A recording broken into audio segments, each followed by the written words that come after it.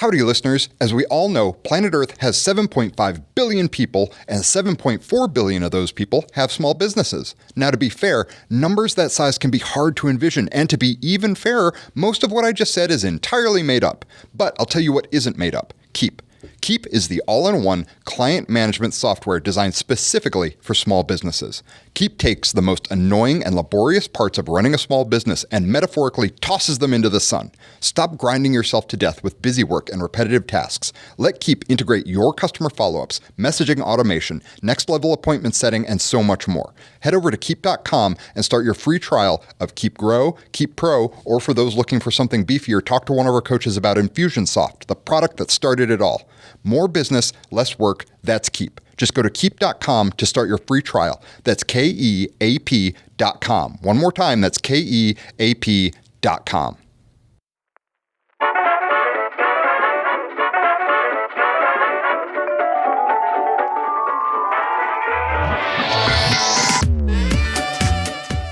So I was just telling you guys before we started rolling about, we did a Facebook Live with you about a month ago, you guys with Clay chatting about hiring and all like the effective ways to make sure you have the right team. Well, and I'm gonna jump in here and make sure that we know that all of our listeners know who we're talking to, right? Yeah, that helps, right?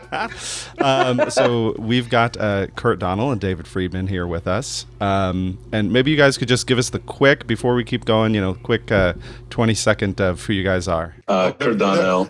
You guys, I have to tell our listeners, we've got video on, and they just kind of point at each other like, you.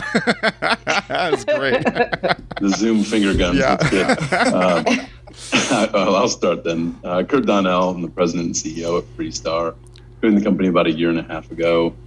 Background, started out my career as an M&A attorney, realized not my calling in life, and switched over to the business side and kind of a combo legal business role here 7 or 8 years ago, and done a number of different things. Started on the publishing side, left digital media to go take a yoga company public for a couple of years, and then the allure of ad tech got me back, and so I came and joined Freestar last January, and it's been an amazing ride since then. Nice. To give the company history since you started the joint. Awesome. So David Freedman, co-founder here at Freestar, started Freestar 5 years ago, but started in the publishing world about 15 years ago while I was still in college, and started my first website. Basically, I've identified a lot of issues and pain points for publishers to monetize their websites, which is what kickstarted the idea for Freestar to really kind of be an advocate for publishers to maximize their revenue. So you guys, that's awesome. You guys focus on specifically helping publishers with their ads, with their websites. Like, what does that look like? Yeah, so it's basically maximizing their programmatic ad revenue specifically.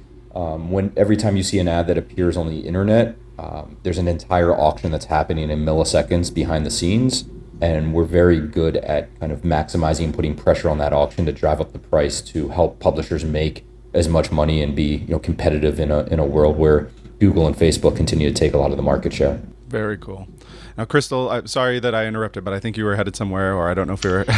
I mean, I was probably heading nowhere. I literally just wanted to compliment their quarantine beards, because I was saying to you guys that it's only been a month. And at first when you guys hopped on, I was like, who is this? But I quickly knew it was you. I'm not fooled that easily. But I would say that you guys should be impressed. These quarantine beards on both of you have grown a lot in a month. And our listeners can't see you, but I'm telling you, they've got a good quarantine beard going on. Always putting in the hard work over here. So speaking of that, I know like Freestar has really blown up. So a little of what we're going to be talking about today is growth hacking. But before we really dive into that, I did want to ask, you guys have grown so quickly. I mean, it's been an amazing journey. So what has that journey been like? Like, how did you notice that you were going to start growing as quickly as you did? And yeah, let's start there. Sure. So, the growth has been exceptional, but in the beginning it was growth the opposite way of kind of driving more into the ground than upwards to the moon. And originally, the original plan was, when my partner and I started this company, was to go acquire websites and flip them like real estate, put our technology in place, monetize them and sell them off. And we realized pretty quickly that we're just pretty awful at creating content, and that's not a it's a pretty key recipe to obviously having a good publishing platform is being exceptional at content. So we were pretty close to actually going out of business in the beginning days, and we pivoted out of necessity at the last second to keep the lights on and transition to the model we're in now, where it's a fully managed service for publishers. So we really partner with those content creating experts or e-commerce stores that have an incredible audience already, and then we come in and do what we do best. And I think that kind of specialization and focus into being the best at what you do instead of trying to tackle everything has been kind of the kickstart to this growth. And it's been a wild ride. I mean, since we made that pivot, that's really when the growth started pretty instantaneously. And the reality is, we deliver a real service that's very black and white in the sense that we drive revenue, and people see that. And it's also a RevShare model, so there's no upfront cost and no fees, so to speak, to the publisher to work with us.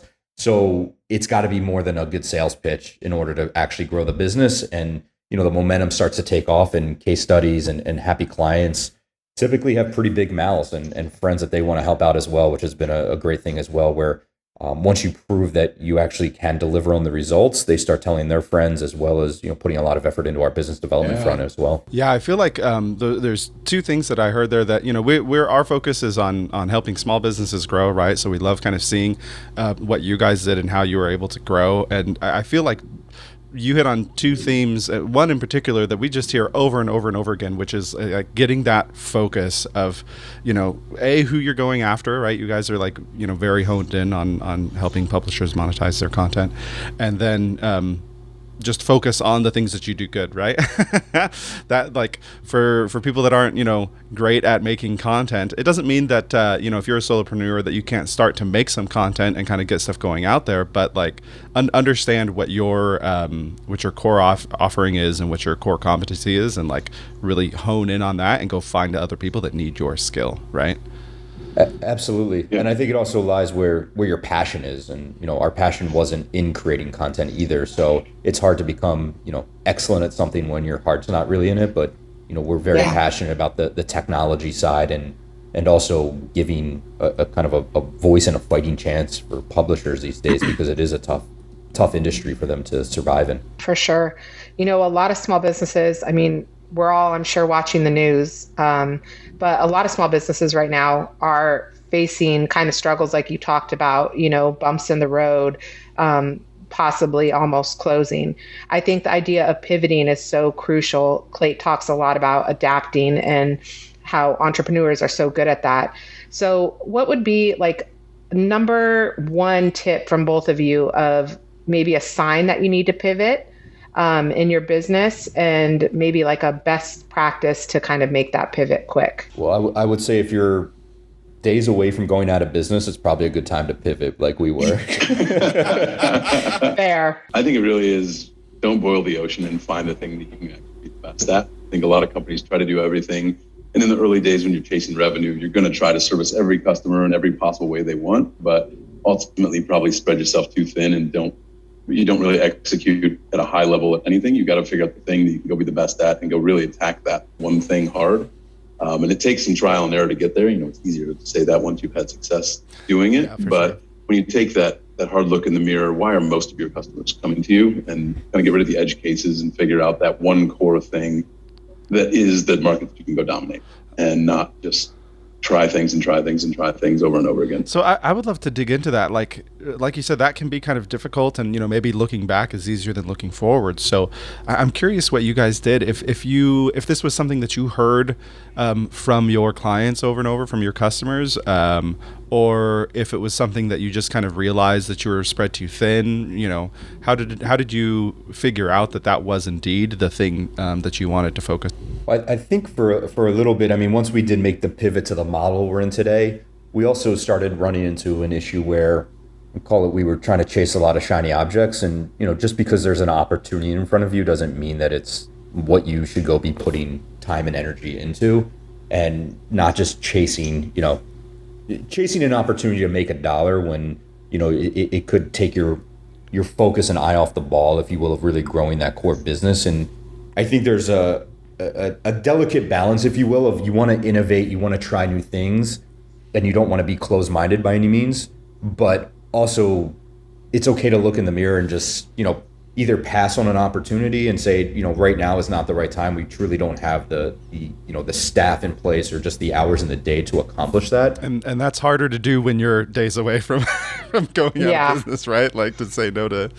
It is, because it's very tempting to want to jump on every and any opportunity, and I think that's a little bit of that entrepreneurial spirit where you're a little stubborn at times, where you think you can tackle maybe more than you can, and there's just I think a realization that needs to be had, and a little self-reflection a lot of times, and also listening, right? Even if you've got an incredible staff that is all like-minded and they want to tackle the world with you, listen to them too. Sometimes they are trying to, in a polite way, nudge you and say, I think we're trying to, bite off a little more than we can handle today.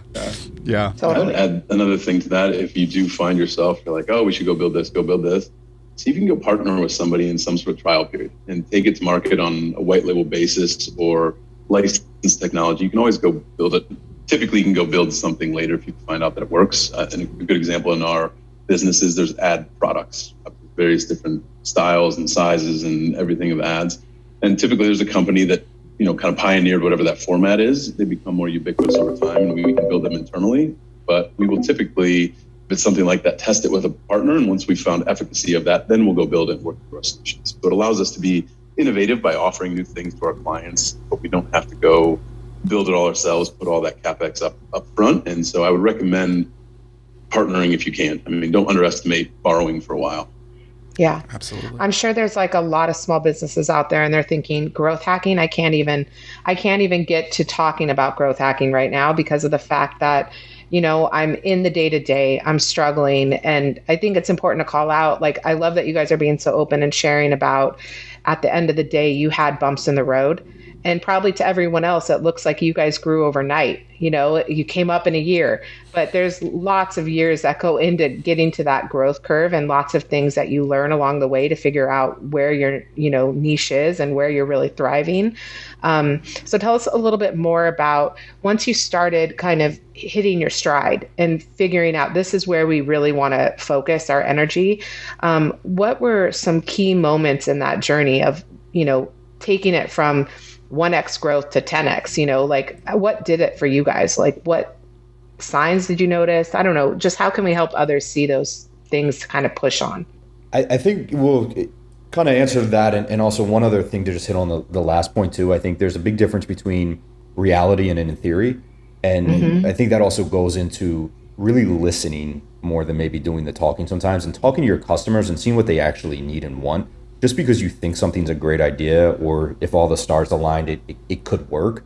What's something that you're going to actually be able to deliver on that they actually want and need? And sometimes, yes, a customer might not be aware of what they really want or need, but if you listen, you're going to be able to kind of figure out that path forward a lot.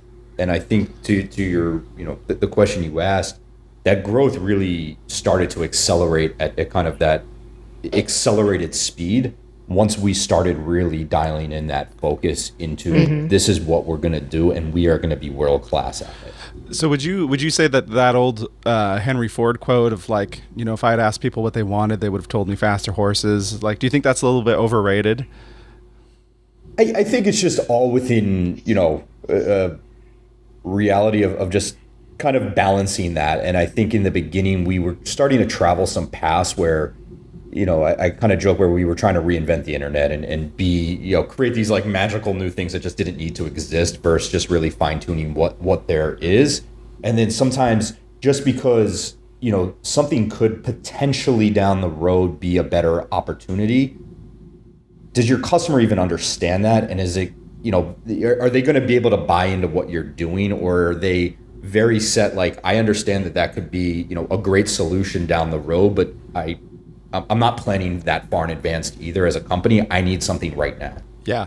I think it can be easy to look at some of these huge innovations in history and want to model ourselves after those. And a lot of those were not one somebody had their first idea and that idea was the thing that got huge, right? Like there's a lot of experimentation and trial and error and slowly moving towards making that thing a reality. And that can be the same sort of thing with this, right? Is you can see that there might be that other solution that would take a ton of work to get to, and you think that it would be a great solution for the people that you work with, but there are ways that you can take more reasonable, smaller steps towards building that out, right? I was going to say the same thing. I think it's much more of an iterative process, and partly keeping your business going. If you're bootstrapped, is you've got to get people to buy things now, and you can have some of the greatest theories down the road. But put those on the roadmap down the road once you have customers that are the bills, and you've got more employees that can help you build the team a little bit. Yeah. And I mean, to the faster horses point, it's a great quote. Obviously, it gets used a lot. I think people actually wanted faster bug. I don't think they wanted faster horses. They didn't want to feed horses and clean up after horses. And so what he made was a better bug in reality, right? Like you're not the smartest person in the room when everyone else is like, oh, that age-old Henry Ford quote? And I'm like, wait a minute. No, I don't. Well, but thank you for saying it. I believe Aristotle once said. Oh, Lord. My favorite is like, this is the kind of quotes I focus on. When it says something like, the best quotes can be found on the internet, said by Abraham Lincoln. That's like where I live with social media. You don't trust any quotes. Who knows if Henry Ford said it? I actually don't think he did. In reality, like, I genuinely don't think he actually said that quote. I don't either. Some press writer for him. There's another element and fallacy of first mover advantage. If you really look at all the really successful companies, very few of them were the first mover. They were the second or third mover in their space and iterated upon something that somebody was doing and did it the right way because they learned from some of their pitfalls and made it a better solution. So it's important to create markets at times, but it's also okay to be the best in a market and then start to create those other markets. So don't forget about that. I mean, I think there's the entrepreneurial dream. I'm going to go start this thing and it's going to revolutionize the world. You don't have to do it overnight. So figure out a way to build a good, solid business and then build on top of that. I would really reiterate that. So for Freestar, sorry, Dusen, do you want to go? I was going to say for Freestar, you guys actually hit on something that I find really interesting. What were the pain points you were kind of trying to solve for? Like, were there things you had seen other companies doing that you just knew weren't working for the audience? One thing that kind of stands out is there was a company that created some impressive technology for a mobile experience. And, at first we just said, hey, let's just go create that for all of our websites and give that as an offering. And the reality was this was a 40, 50, 60 person company that built this incredible technology. We were at that time probably 6 to 8 people, and we were trying to duplicate that because everything, right, in theory seems very simple and a couple lines of code and we can tweak this and make it all happen.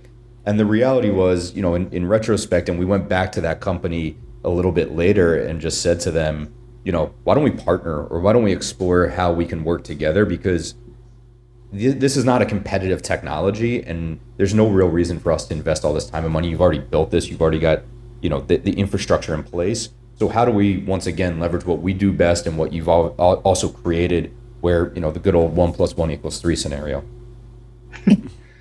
And to identifying the fit a little bit in our business specifically, I had kind of an interesting vantage point because I was at a different company that was both a publisher and trying to do something similar, represented some websites. And in all honesty, most publishers are pretty bad at tech companies, but the companies that were doing it in this way, they're kind of keeping a lot of the good stuff for their own and operated properties and giving the scraps to publishers. And what David and Chris set out to do at the beginning was really be publisher first and offer a similar service, but with, I would say, all of the right intentions aligned and very much sitting on the same side as the publisher.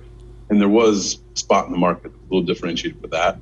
Most publishers don't understand the tech, and the tech changes, honestly, monthly in our space, and it's really tough to keep up. And so the identification of what's a problem that somebody else is really having, how can I fix that, let them do the thing that they're best at, you really just get in the correct swim lanes, I would say.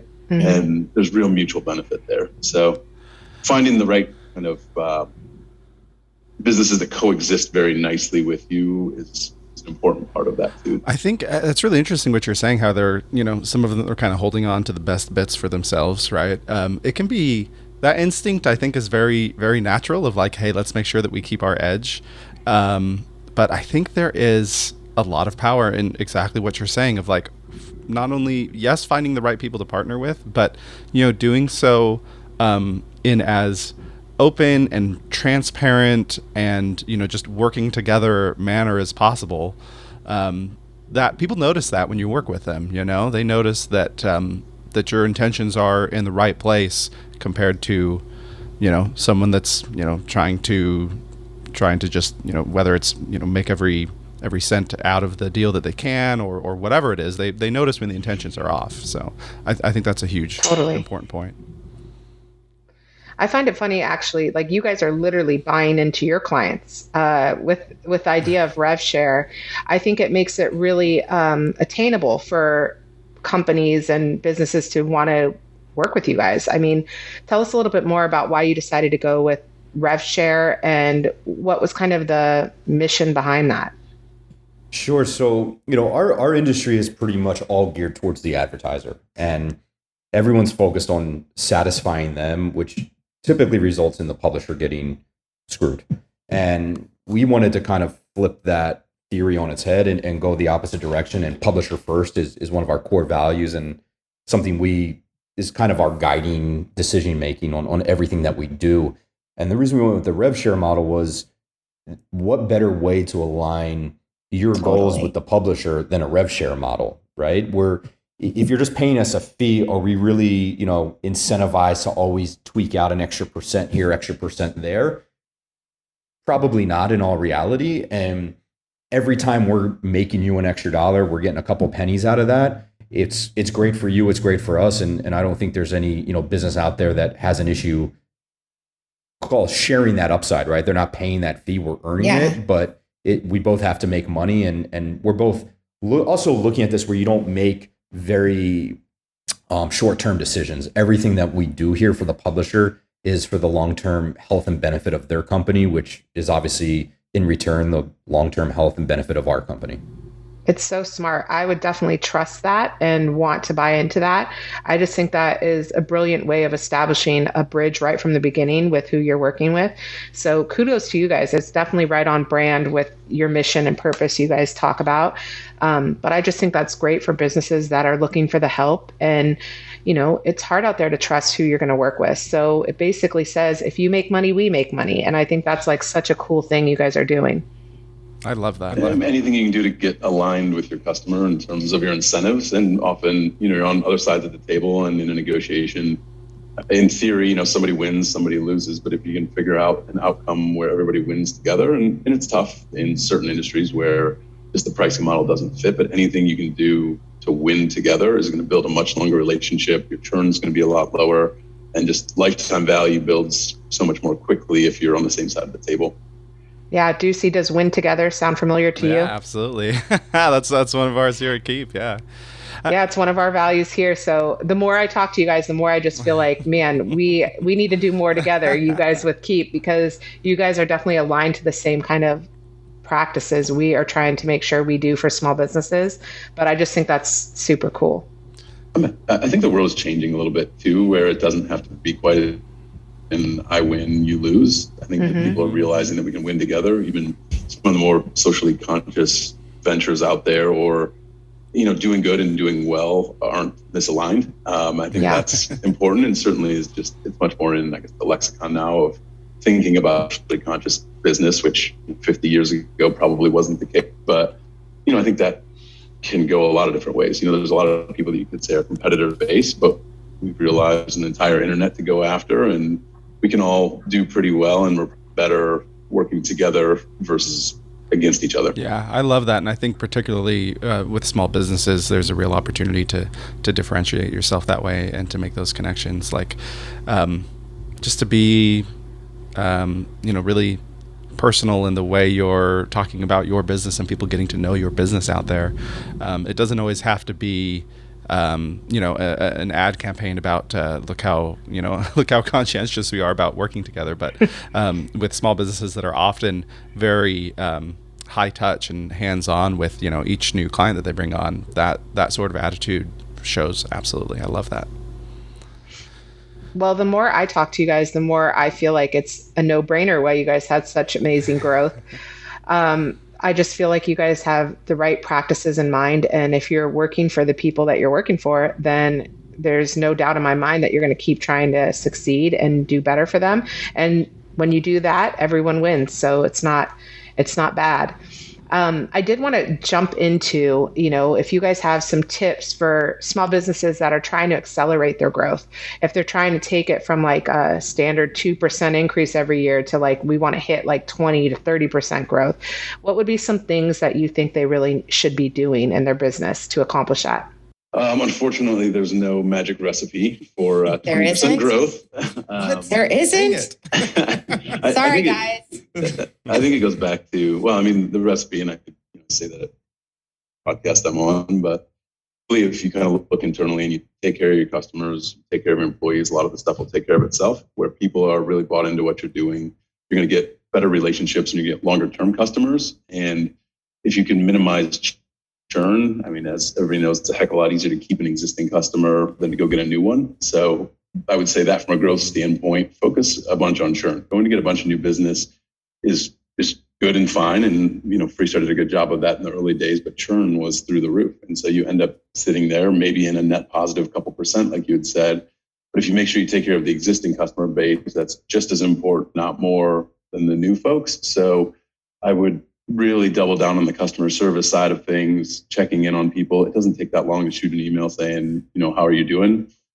Something kind of fun that we've done here recently is just pick a couple of our publishers and buy them dinner on a Friday night. It's been a very strange thing, but the little stuff like that goes so much further than, the big quarterly business review sometimes. And just don't forget about your existing customers. And then anything you do on top of that is the gravy that does add, an extra point, 5 points, 20 point. All of a sudden you're growing, 30% a year.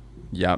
And obligatory plug for Keap, if you work with, even if you don't work with a lot of different people, like setting in systems in place to do that is really, really helpful. It's if you only work with, a handful of clients over time, then you can probably kind of keep it in your head like, hey, I should reach out to them now. But, as soon as you start to get beyond that, having some sort of system in place, especially one that can help you, even if it's just there can be automated ways to just reach out and just, every however many months or weeks or whatever is the right time for your business saying, hey, we're just thinking of you, or hey, we wanted to,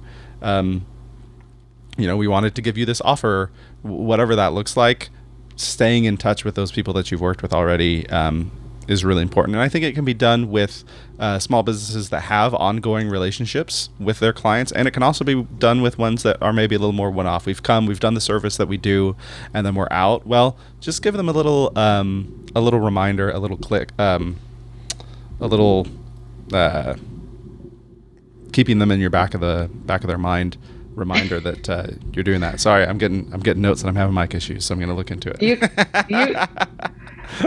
can tell. It goes to the fact there's going to be bumps in the road. No matter how great your service is, no matter what it is, there's going to be bumps in the road. And if you build an actual personal relationship, and it's something that David really excels at, people are going to give you the benefit of the doubt through the tough times and aren't going to be as quick to go leave. And that goes back a little bit to just sort of taking care of them along the way, not only when things are bad. So it's always easy, and we all fall into the trap of being reactive versus proactive. But if you can do those little things, it really means a lot for the long-term value of the customer. Totally. I feel like you're so right. Like a current customer that you have is in some ways, to me, almost more important, because as you guys alluded to earlier, they're also your word of mouth. If they're happy, they're telling others. So in some ways, they're almost not worth more, but they're more important than getting a new lead or a new customer, because if you can keep them happy, one, your process and your systems are working, but two, you also know they're going to tell others that could also use your service.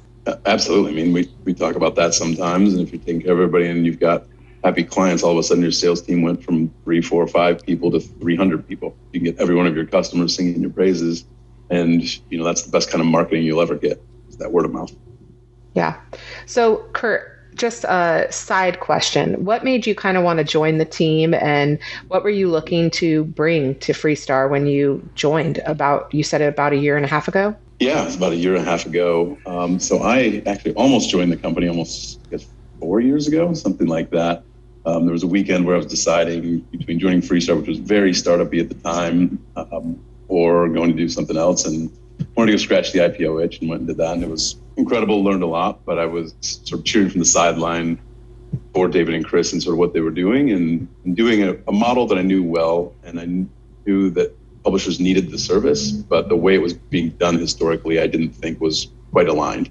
And the mission they set out to do, they really executed on it, and we're growing like crazy. Obviously, the proof's in the pudding on the numbers there, but they were doing it the right way and focused. And so when the opportunity came, I think David and I connected back in the fall of, it would have been 18, and he sort of shared what was going on. They were looking to bring somebody in to help lead the next stage of growth. It was just a perfect fit, and I also knew several of the people working at the company, and they were the right kind of people, and the folks you'd want to go build a business with. So it was just sort of a perfect storm, and it's been an amazing ride over the last 18 months. I'm so grateful to have been here. It's been a ton of fun.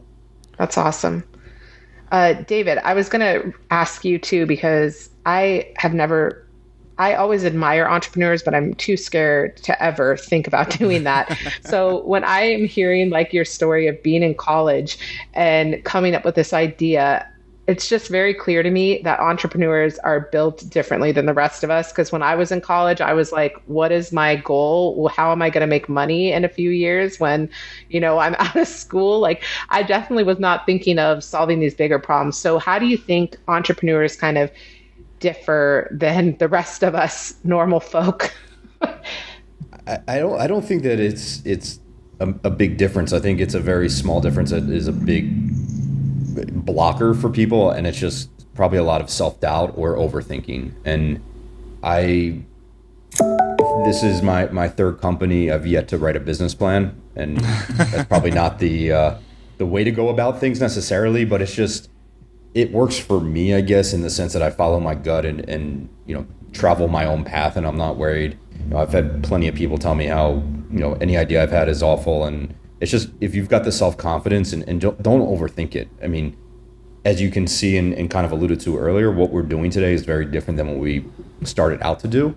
But it's a matter of, once again, not, if I had this probably business plan and it was A, B, C, D, E, F, G, we wouldn't be here. We'd be out of business probably. And it was just, that's not, once again, the right fit for everyone, but just don't overthink it and don't doubt yourself. I mean, I think that's the one thing I guess I've been blessed with, is just a mindset of like, I'm too stubborn to fail and I'm going to figure it out no matter where it takes me. Clay calls that the entrepreneur delusion. Like he said that he feels that most entrepreneurs are slightly delusional, himself included.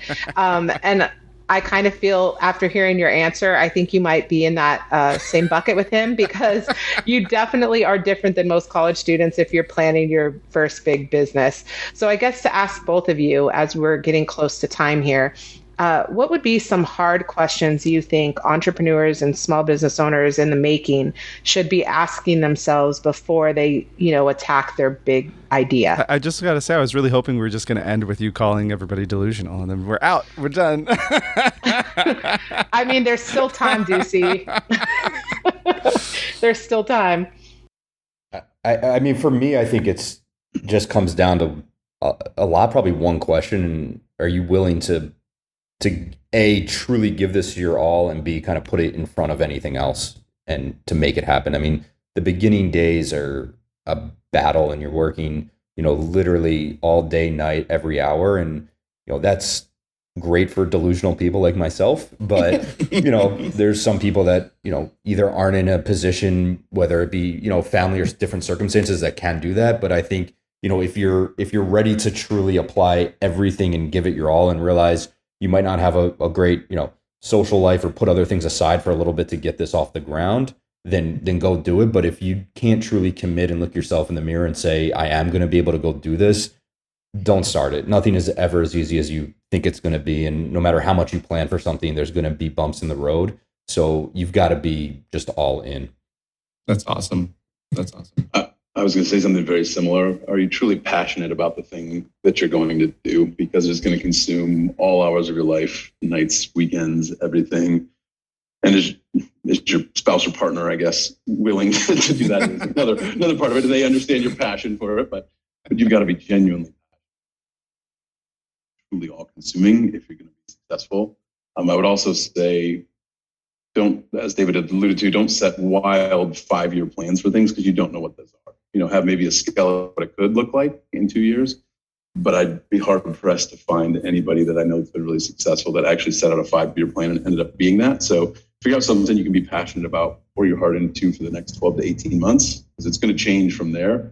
But if you can be and know that you can be that committed at the outset, you've got a decent chance of making something happen. That's great. And I think sometimes, a lot of people who begin a small business, they might do it because they're really passionate about making the art that they want to sell, or they're really passionate about making this app that they want to sell, whatever that thing is.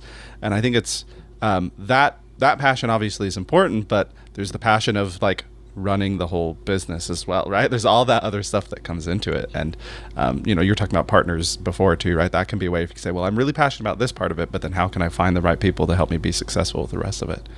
Fantastic. Totally.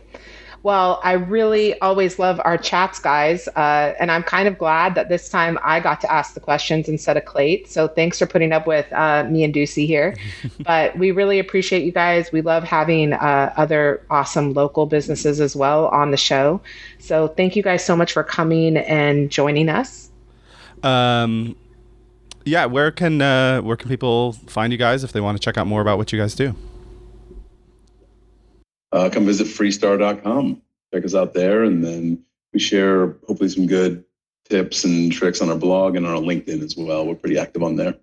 Or I will add at 4 p.m. Kurt does like to pass out beers in our office once we're back allowed there, and it's probably an enjoyable time too. So come on, we've got beer for everyone. You've all been invited, all of our listeners, to go show up.